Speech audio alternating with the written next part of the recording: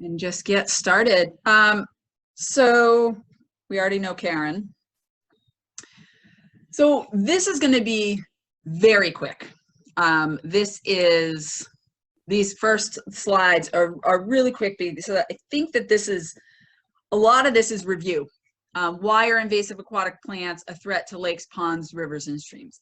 I think a majority of people that are involved with this program already know the answer and is why they're involved with this program. But really quick, so invasive aquatic plants or invasive aquatic species have multiple reproductive strategies and no natural enemies. So they don't have predators. Nothing really eats them. So our natives have these checks and balances because something eats them. So the invasives don't. Blanket lake surface, so they form these really big mats in a lot of cases, and they just spread, and again, there's no check. And it's very difficult to eradicate them. I know that there are folks here from organizations that do both inspections as well as plant control, and probably universally the plant control programs are more expensive than the prevention. So prevention is always the best medicine. And you will be getting CBI handbooks. So folks ordered hard copies, which you'll be getting. And we also are going to have a digital version. That's something that I will be sending out in the newsletter on Friday. So a lot of the information from this presentation is in that newsletter, in that handbook rather, sorry, including this. So this is an older poster, but still relevant. The 11 most unwanted invasive aquatic plants. All right, I do have a poll question. I have a couple of poll questions, so I'm hoping that this will work just to keep everybody on their toes.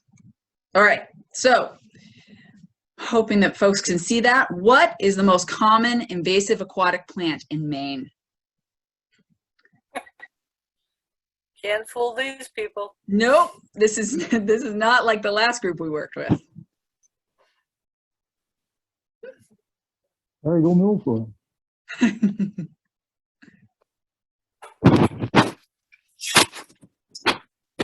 Yeah. All right, so I am going to, we've had this up for almost half a minute, so I'm going to stop this, but most people have answered. So 94% said variable milfoil. A couple said hydrilla and one said bladderwort. And it is variable milfoil, but a really good thing about the boat inspection program is you don't actually have to know what the species are. It helps, but you don't have to know exactly what they are as inspectors. So, and bladderwort is native. Hydrilla we do have in Maine, but it's very sparse. And then brittle water nymph, which nobody chose, used to be, or still is called European naiad, and we do have that in a couple places in Maine. All right, I'll close this. Hopefully that still works. All right, thank you everybody for contributing to that. Next, all right, the Maine milfoil law. I'm not going to read every single part of this, but many of you maybe are familiar with this. This is 2001, 2002. This Maine milfoil law was passed, and it was the most powerful in the country as far as helping prevent the spread. And this first thing, it is illegal to transport any aquatic plant on a boat, trailer, equipment in Maine.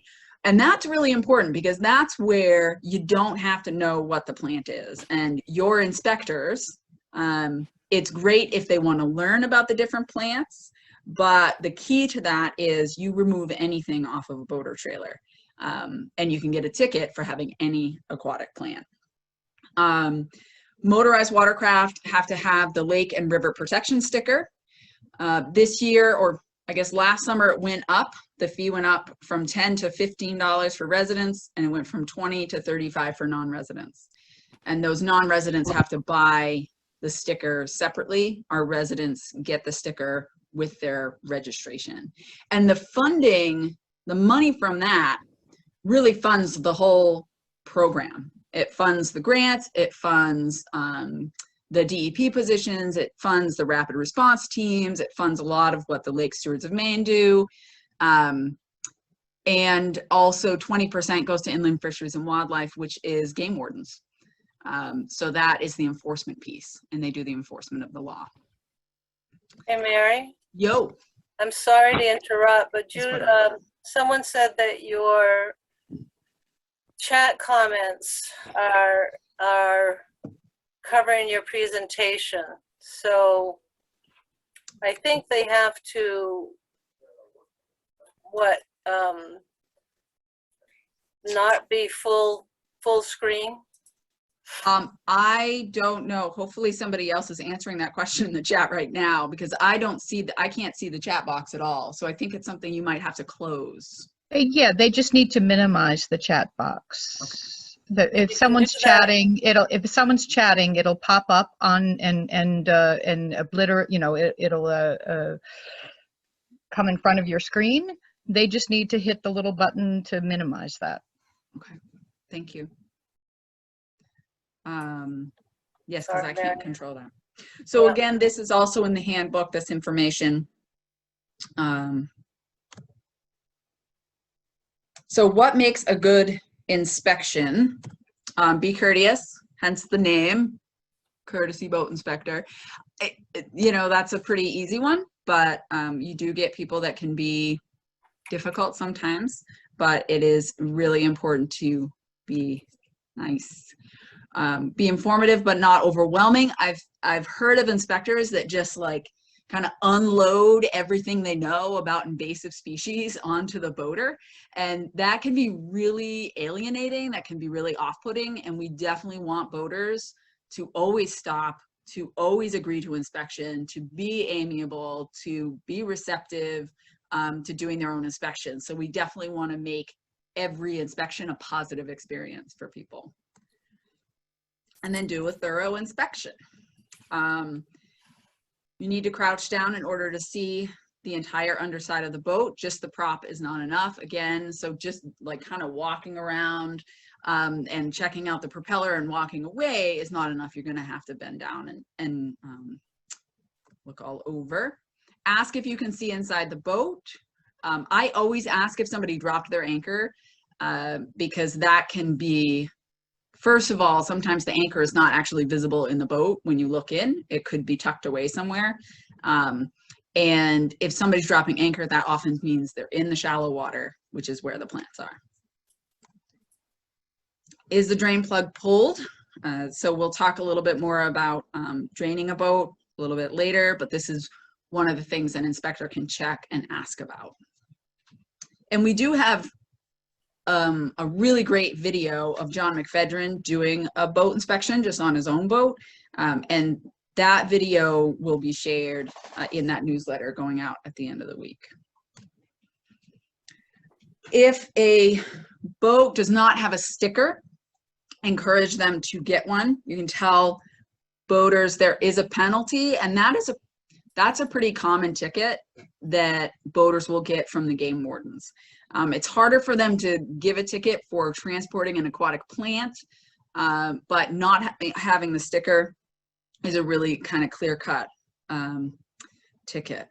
And not everywhere sells them. The town offices sell them. If they're open, people can get them there. If somebody's out boating on a Sunday, they're not going to be able to get to the town office, but they are sold online. The link to that is in the handbook, and I will be sharing that as well in the newsletter on Friday. So boaters can just do it right on their phone. And if they have the receipt from that and they see a game warden, they won't get a ticket if they have bought that sticker, even if they don't have the actual sticker.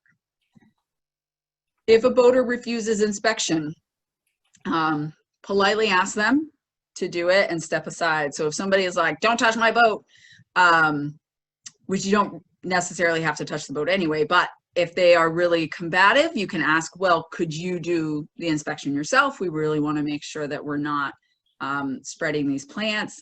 But if they're just really combative, we need to just say, have a nice day, because things can escalate.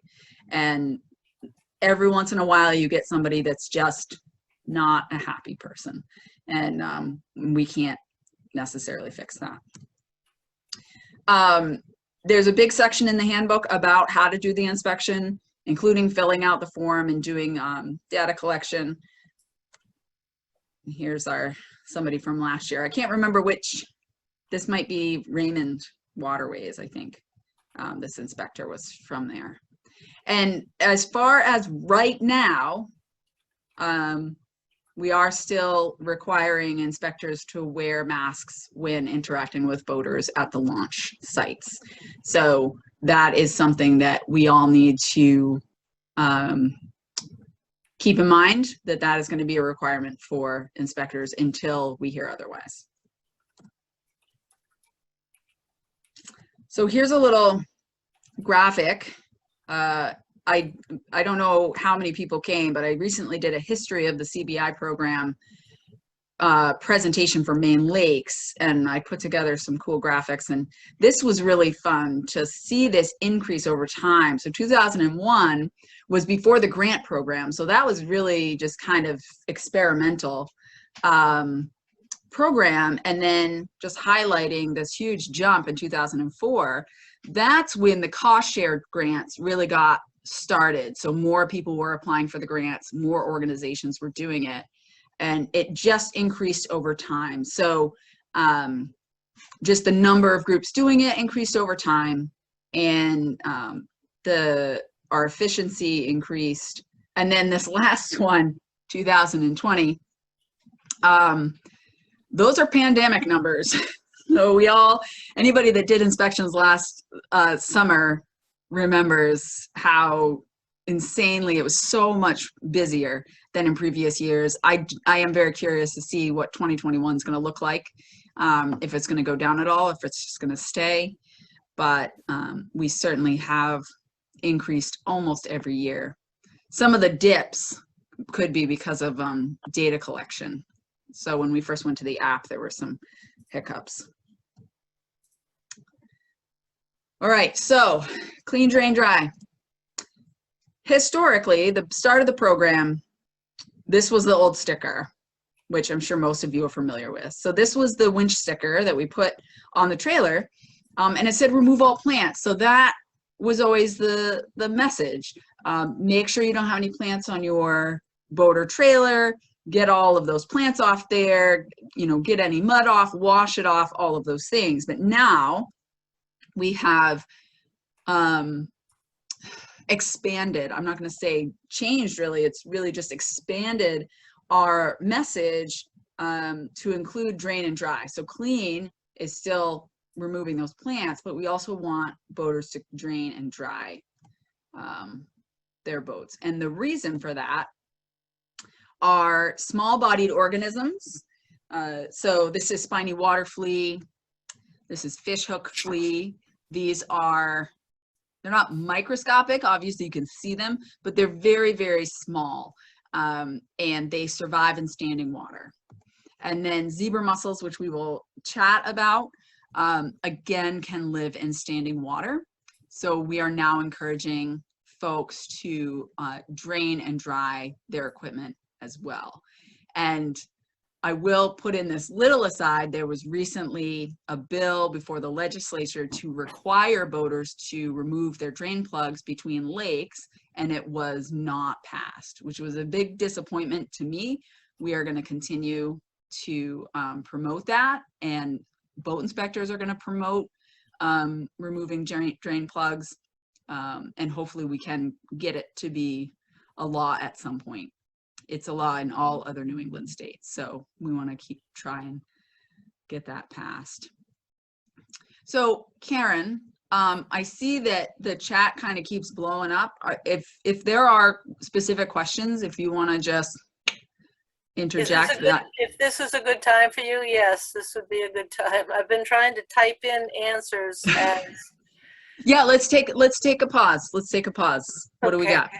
Well, the first one that just I lost track of. Why is there no brochure this year? I believe that's from Matt. toll, and the brochure, we did not, it just sort of got away from us, but we are providing a current map that we'll try to figure out. If people want to have the map printed out, we'll try to get that printed for you. But there is no brochure this year. That is correct, and we'll see how it goes. There is in the handbook, I believe there is a QR code though for the map. I think that's no, just the map is in there. Just the map. Okay, we'll have to figure something out if you want the map to be able to show people. Yeah.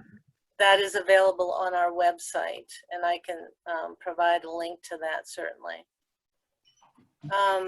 Someone asked about the sticker is available now, and the sticker, I think you went through that, Mary, but one question is, if there's a salt water, if the boat is only used on salt water, they are not required to have the milfoil sticker, and that is correct. That is correct.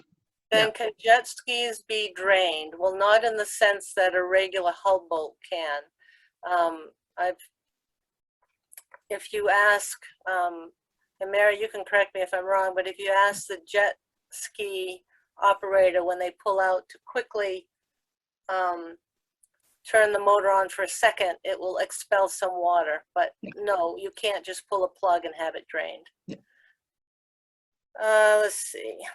That's really all I have. If I've missed anything, John can speak up. Can he? Well, no, but he, oh. I don't think you missed anything. The one thing I just would add quickly, this is John McFedrin, is the DEP and Fish and Wildlife are working on an initiative to further promote clean, drain, dry. Mary mentioned the bill that was voted on not to pass by the Fish and Wildlife Committee, but Fish and Wildlife and DEP have been working closely, and we're going to be starting on we have a meeting Monday to try to get to really promote the clean, drain, dry message more thoroughly throughout the state in the coming year. Thank you. Thank you, John. Okay, and since John just said, are barnacles a problem on a boat? No, they're strictly, you know, ocean. They're not good. They'll die in fresh water. Yeah. Link to the map. Yes. Must the boater do the actual draining of their boat?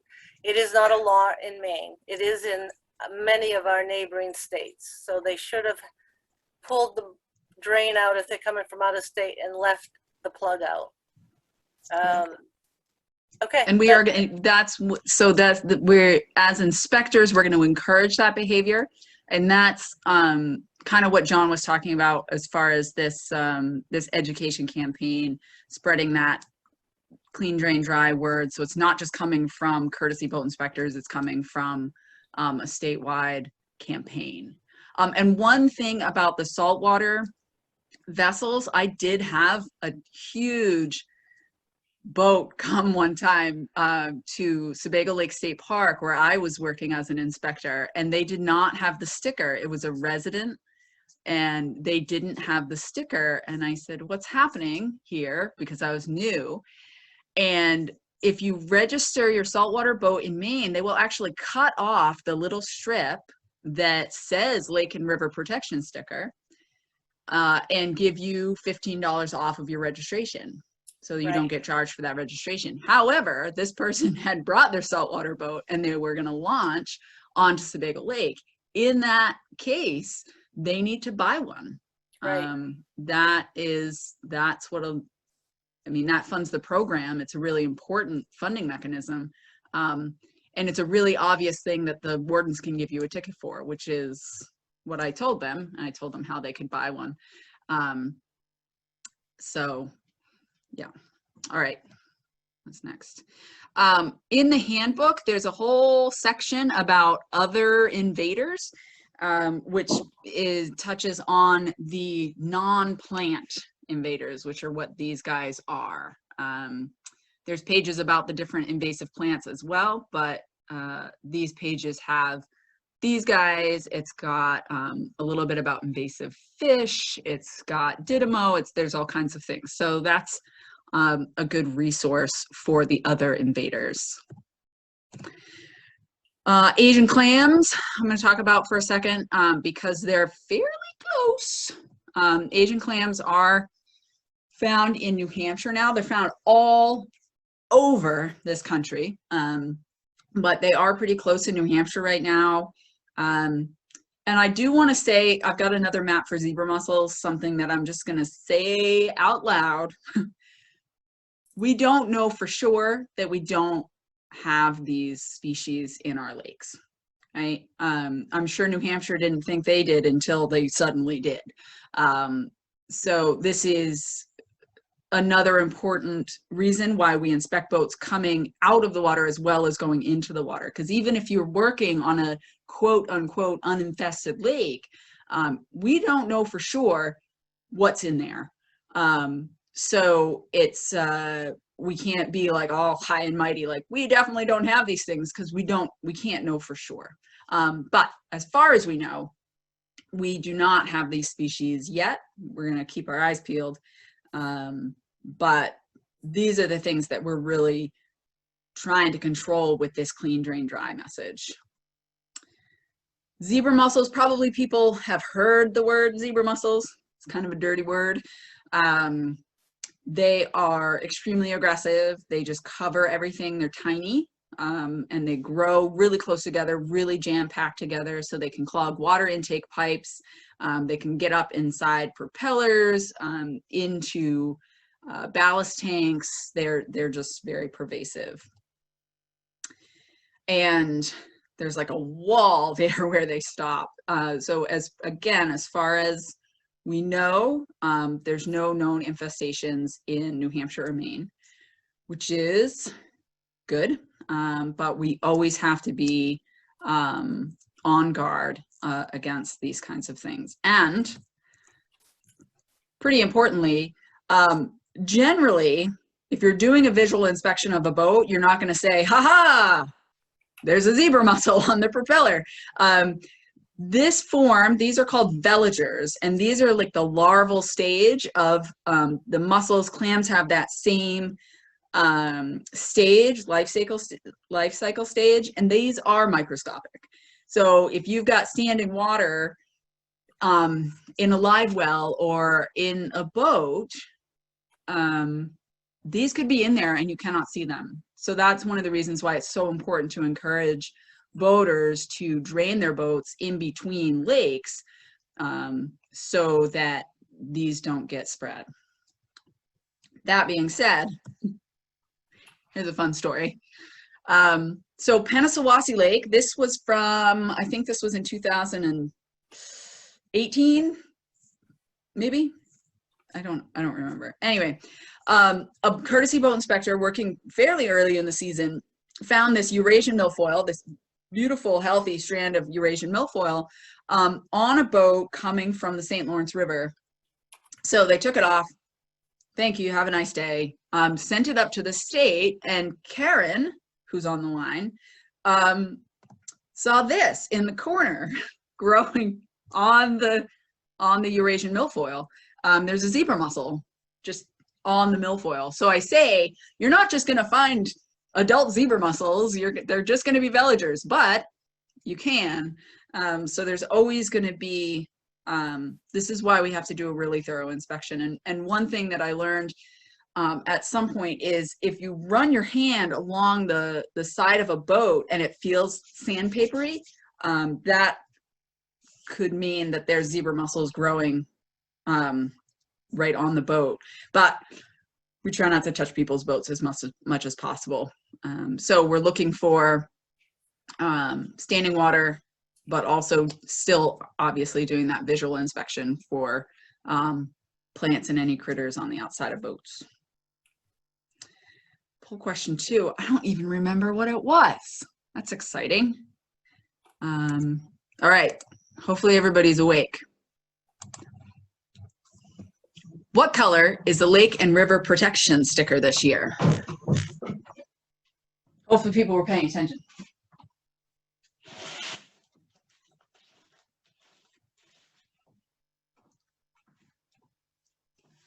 How's that going?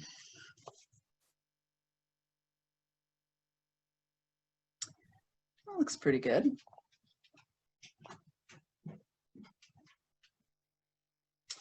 All right, I would say most people have voted, so I'm going to, well, I don't know. Now I'm curious. No. Okay, so, I don't know, fairly conclusive. It is blue. That was just a handful of slides ago. So it is blue this year. They cycle through colors. I can't remember what color it was this past year. Karen, do you remember what color it was? I think it was orange, but I'm not It sure. was, yeah, it was one of these. So they cycle through the same kind of colors every handful of years. But this year it is blue. And that is important because when you're doing an inspection, that's something you're looking for. All right. So a little bit of detail about clean, drain, dry, clean, visually inspect. So that's what we've been doing for years and years and years. Dispose of any plants, mud, and animals on land. We're going to talk a little bit about what to do with a suspicious plant at the end. Don't release live bait, obviously. So when you drain, we're draining onto land. And this question has come up a lot. If somebody is about to launch in your lake, you're doing the inspection, their drain plug is in, but they're on the launch, like heading down in, you're not going to ask them to pull their drain plug and drain it into the lake where you're doing your inspection, right? So if there isn't a convenient place for that boat to get onto level land to drain, we're not going to ask them to drain if it's just going to go back into our lake. And one of the messages I really want to spread over and over is asking boaters to remove the plugs themselves between lakes. So they don't have to do it right at the launch right now, but when they stop someplace else, to remove that plug. And then dry. And this is tough because the standard is that if a boat dries out for 5 days, it will kill these small-bodied organisms that we're talking about. But if it rains, the clock starts over again. So, so that's why we encourage people to wipe dry their boats to try and just sop up as much water as you can, because drying is not an easy thing to do. And again, this message is in the handbook. And then additional measures. These are, again, just for the invasive animals. And you can see this boat washing station is in the Adirondacks. These additional measures, the fancy boat wash stations, the potential chemical washes, all of those things are really found in places that already have infestations of these invasive animals. So it doesn't seem like we're going to get these very soon in Maine. Some boat launches have boat wash stations, but they're primarily just like a cold water hose. So you can use your thumb to kind of make it slightly higher pressure, but it's not going to be enough to probably dislodge or kill any of these things. So one thing that boaters can, or inspectors can do, is encourage people to go to a car wash, to use one of these high pressure sprayers. Again, it's all courtesy. So you can't tell somebody to go do, like if they've got mud all over their boat and they just came from Vermont, you can't force somebody to leave the launch and go to a car wash as much as you might want to. All you can do is suggest and say, you know, you're coming from kind of a high risk place. Would you consider doing that to protect the lake? Where to look? All over. Anything that goes in the water needs to be looked at. So outside, inside, trailer. Again, there's videos that show this. I'll show the CBI video from last year at the end if we have time. Fishing. Anglers go into into the shallows to go fishing. This is what they do. So fishing gear, net, I said earlier, the anchor, trolling motors. They also have these power poles that come out and actually like anchor into the muck, that are telescoping. And so anything that goes, anything in the water is suspect. I think a lot of anglers, they'll clean off their lures and stuff if they catch plants, but not always. So it's important to ask about, if you see fishing gear, to ask about that as well. And then non-motorized. This is a thing. It's not nearly as common that a canoe or kayak or paddleboard or sailboat would transport any plant, but it can happen. It can happen on the outside, also on the paddles, if they are fishing out of their kayak, if they have an anchor, if they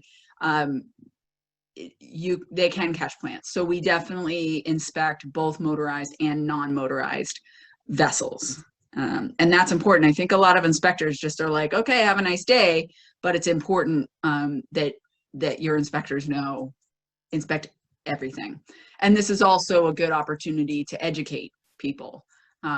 We should always be striking up a conversation and making sure people are aware. Saves.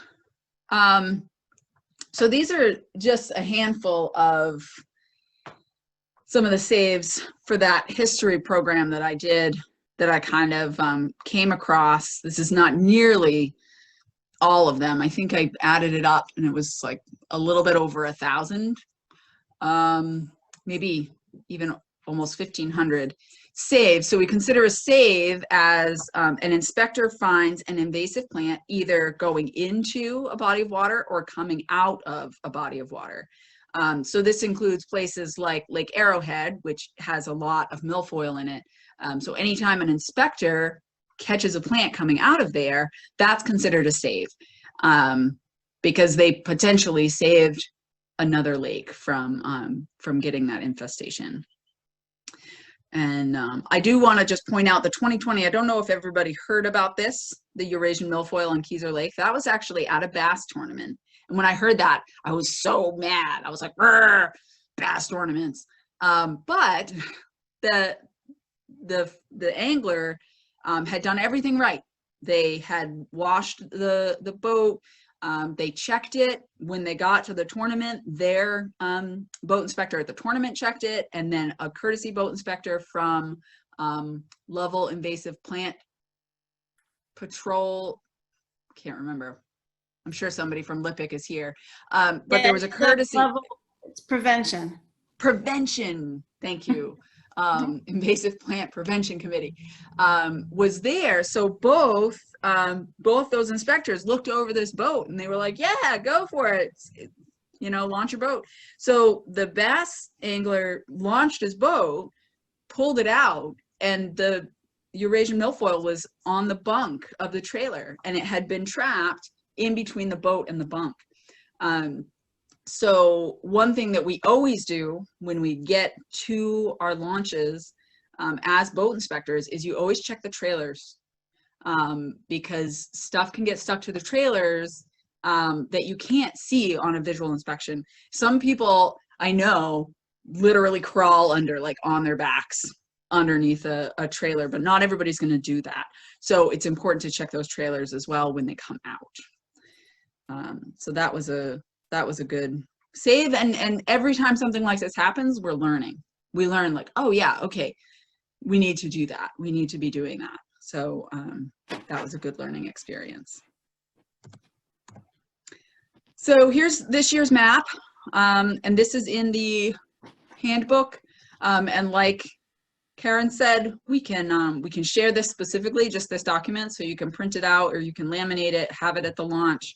A couple of things to point out this year, like Arrowhead, there was a new discovery of brittle water nymph, also known as European naiad, in Lake Arrowhead this last year. So that is very concerning, and we will keep you updated on any kind of plan for that.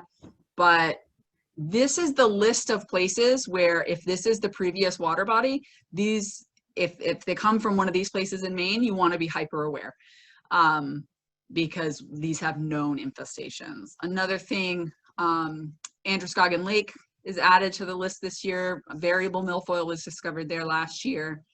And then Cobbessy Lake, the Eurasian water milfoil on Cobbessy Lake has made a bit of a comeback. So that's something to be aware of. And I just want to mention that Cobbessy plant, the Eurasian milfoil, is in the northern end, which is where the lakeside cabins is. It's a very small area and it's not widespread. Great. Thank you, Karen. Mary, it is 5:43 in case you Yes, I know. Okay, Yeah, so have really, more questions when you're ready. oh, you have more questions? Yeah, because I'm moving on to the data collection. Oh, So let's if we do want that. to questions. Yeah, let's do that now. So I am not able to keep up with all of these wonderful comments and questions. So let me go back to, I think Judy Ingram was where I left off. She asked, why are we asking inspectors not to touch the boat now since COVID's not an issue for, touch? And I think in your presentation, you may have mentioned don't touch the boat, Mary. Do you recall? Yeah, so that was, it's actually more of a permission thing. There was this horror story that we heard about at one of the bass trainings where apparently an inspector ran their hand along the boat and she was wearing a diamond ring and it was backwards and it scraped up their boat. I don't know, but it's always good to be hands off as much as possible because you don't want to have any kind of liability there. So it's not, we now know that COVID is not, you're not going to get it from touching the same boat as somebody else, but it's more about the property and asking permission. Okay, thank you. Mm-hmm. Sal wanted to let everyone know that the slide that you showed with the zebra mussel attached to the milfoil Mm-hmm.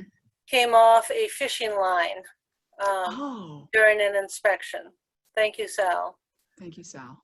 And there's some pretty neat other comments here, but not a specific question. Let's see. We learned about, okay. Is it just too much? Okay, DEP said that they are planning to remove the kiosk at the public boat launch this year. Is that a statewide plan to remove kiosk?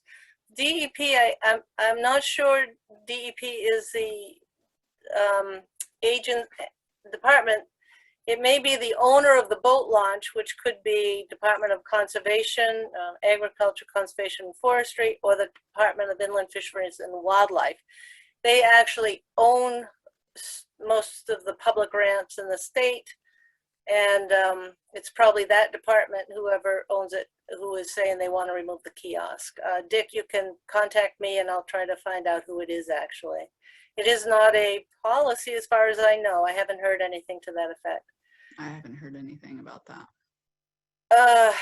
Wow. Is DEP starting to think about how to handle the increasing prevalence of wake boats that can take on hundreds of gallons of water in the ballast tanks and make them sit lower in the water? Lots of water to discharge. But yes, that is going to be part of the work group considerations when we get together with IF&W and other folks and talk about that. We're well aware of that issue. Yes, yeah, it is a serious shoreline erosion issue. Wake boats, for those of you who don't know what they are, they're a large power boat that you can ski behind without using a tow rope. So a huge wake is put out and you're essentially surfing behind the boat without holding on to a tow line. In order to get that huge wake, you have to fill the boat with water in ballasts. So they're sucking in a lot of water, and then of course when you transport them, you want to drain the boats as much as possible, but that is something that we will consider. Another one asked about the Kennebec. Kennebec River has infestation near the Shawmut Dam. Well, it's in the impoundment anyhow. We learned about it from our inspector. What's the state's policy for informing lake associations of new infestations? We have our website, and we usually put out a press release when there's a new infestation, but also on our website, usually we post it to the right, so it's if it's a new infestation. We don't always do that, but that is our policy. Sharon, can I add something? What is the policy regarding inspection at bass tournaments? If their self-inspector is a no-show, what should we do? You definitely are welcome to introduce yourself and go ahead and do the inspection, but they are required per their tournament permit. They are being trained, and they are required to conduct those inspections. If you don't see someone there, IFNW would be interested in knowing, I'm sure. Okay, that's all we have now, I think. And So John tried to interject something. I just John? wanted to add to Elizabeth's question about informing of new infestations. We do typically notify the Lake Association. In the case of the river, we notified the municipality, Fairfield, where we found the plant, or where the plants were found by a volunteer, actually. But I understand the need to really notify the other lake associations in the area, even in this situation. So we should have done that also. okay, thanks. Okay. I think you could move on now. Okay, so I think probably most of you are familiar with the data collection app. I'm just going to go through a couple of things.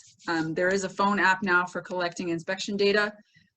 Great thing about it that I love is it eliminates incomplete inspections. So an inspector, when they're entering it into their phone or on their computer, they have to fill in all the fields. And when we were just using the paper forms, apparently it was very easy for inspectors to leave some things blank. So that's really great about the app.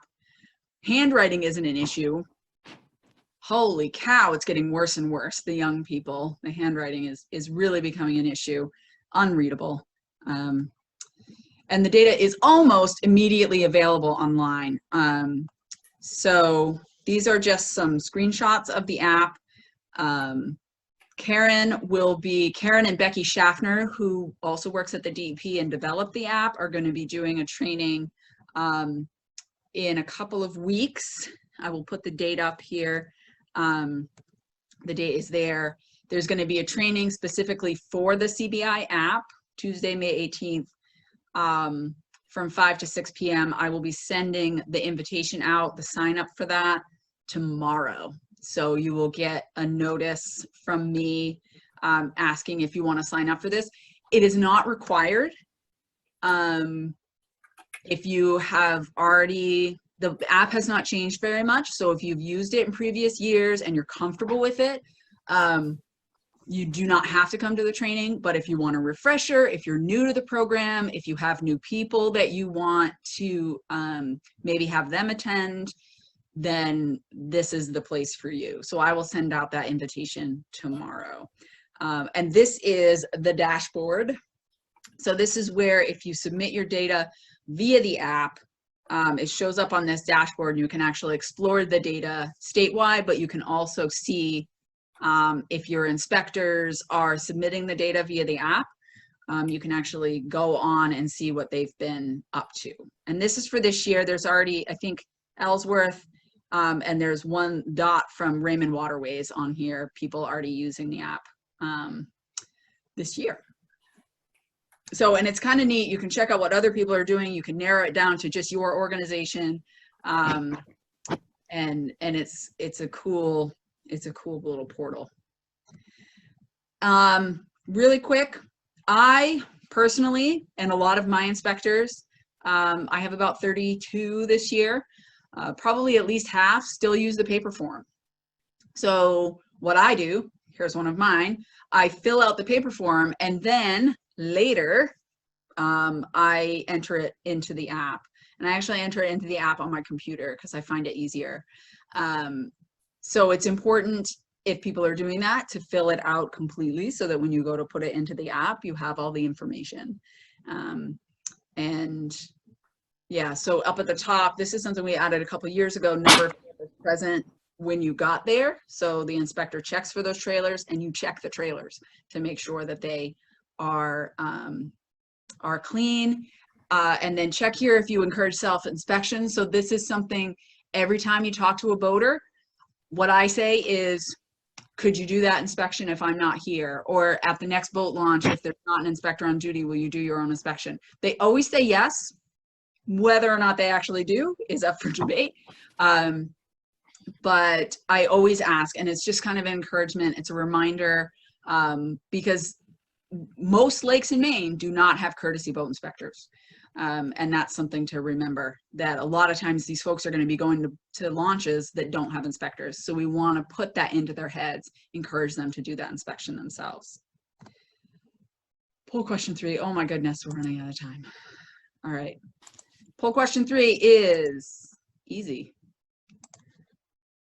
Did you use the data collection app in 2020? So this is obviously for coordinators and or inspectors that were here, that were doing the program last year. All right. Interesting. All right, so not everybody answered, but about 61% said yes, and then so it was about 60-40. So my hope is that the majority of folks will use the data collection app in 2020, and you can't mail your paper forms to the DEP anymore. That's not an option, right, Karen? Am I right about that?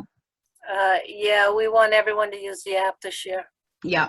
So if you don't know how to do that, if you're not comfortable with it, I would say look out for that invitation for the May 18th training, and certainly reach out to either Karen or I for advice about that, because that is a really important thing so that we have accurate data for the state. Close that up. What else are we doing? Oh my goodness, Karen. Yeah. We're running out of time. So if you find a suspicious plant, and this is a little bit different, the inspector is working, they decide if it's suspicious. Again, if your inspectors have no experience with plants, they should treat everything as suspicious. Occasionally, sometimes the coordinator will be the inspector. I do inspections sometimes. If the inspector has training, if they have experience with aquatic plants, and they decide, no, this is fine, you have to trust that. But if they don't know, they give it to the coordinator. That's probably going to be you or somebody else in your organization. If the coordinator doesn't know, and that happens, you need to send a photo to the Lake Stewards of Maine. So as right now, the Lake Stewards of Maine does not want you to send a physical plant sample through the mail to their office. Often plants can be identified just from a photo, from a good photo. So they're asking people to send a photo, keep the plant. So if they look at the photo and they say, oh, I don't know, then you can mail it.